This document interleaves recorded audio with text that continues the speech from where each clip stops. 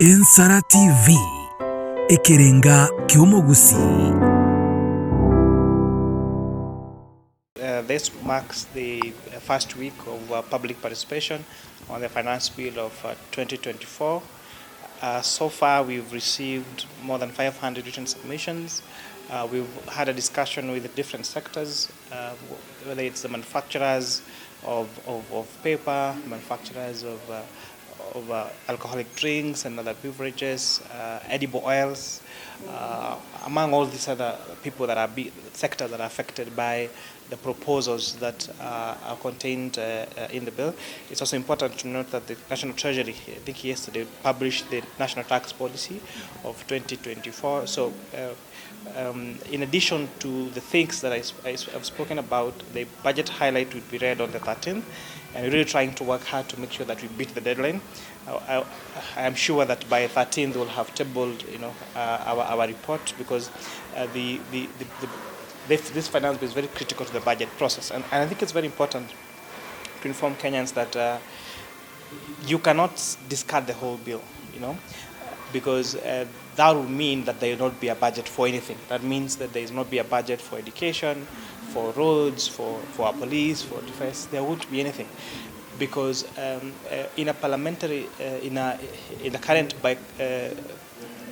form of governance, Parliament is a budget-making house, and there is no money that can be appropriated by the executive if it is not appropriated by Parliament.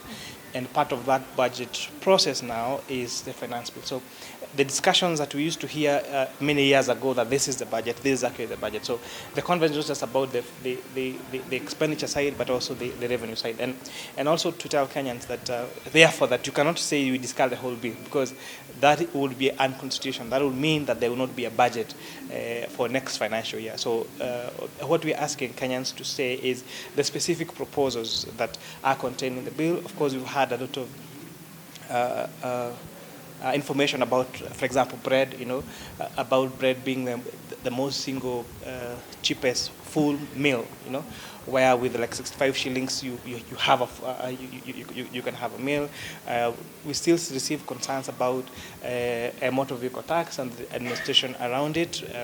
Financial services, again, there has been a lot of conversation about that, about the increased cost of internet and data, among other more technical things like the definition of a digital workplace and how that means to the young people and to the whole space, because Kenya is now becoming a lead in the digital space. But also, we are putting a lot of the institutions that have come to us are looking for tax incentives. And what we are now trying to do is put them to task and ask if those tax incentives are extended to them, will they transfer that to the consumers? Because what you've seen over time is if there is a proposal to increase anything, then the market will respond quickly by increasing even with a higher proportion than the real increase. But when it is, on the other hand, a reduction or an incentive of a saving, then we don't see the same reflecting in the prices in the market. And I think that is something that the competition, especially the consumer protection entities like the competition authority and the consumer protection entities should make sure that that we are able to protect, because again our tax expenditures are to a tune of 392 billion shillings a year. So the question is, do these benefits accrue to the final price of products and services? So we are looking at when we make decisions on areas that we need to save on, then we make sure that that incentive is actually extended to the market. We're also asking that the same way we have this robust conversation about the finance, can we critique the budget in the same measure? Because if we're able to have a huge saving on the budget, then most of these proposals don't even need to there will be more room to adjust. But people still, the expectation here is we expect all this, every presenter that has appeared before the budget committee, including the state departments, are looking for an increase in the budget for these items. But you're not asking ourselves, so if we are increasing our budget, then where are we going to get funds to finance that increased budget? So I would wish that we had the same robust conversation about the finance bill and about our taxes like we have on our expenditures, so that if you're able now to point out areas that can be cut the same way we are cut, we're pointing out to areas that we're saying we don't want tax on this, don't tax on this. Let's have also a discussion about this. This has wastage, this has wastage.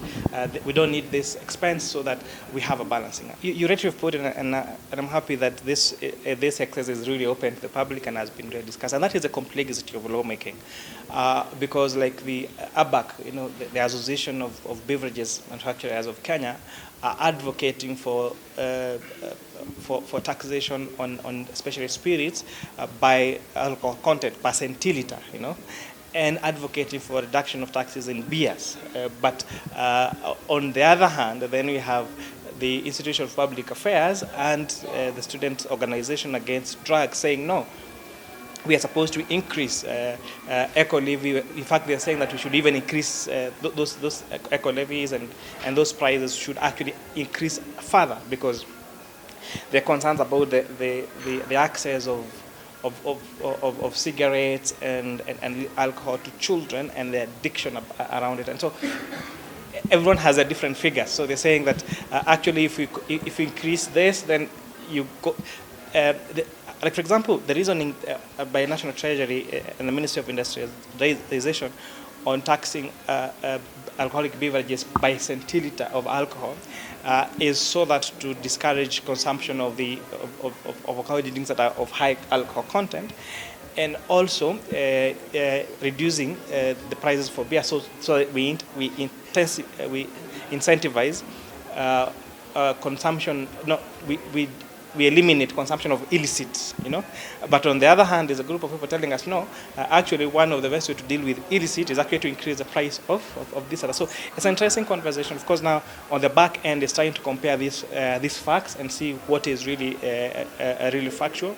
And now after that, make a decision that is best for the Republic of Kenya. Ensara TV, Ekerenga Kyomogusi.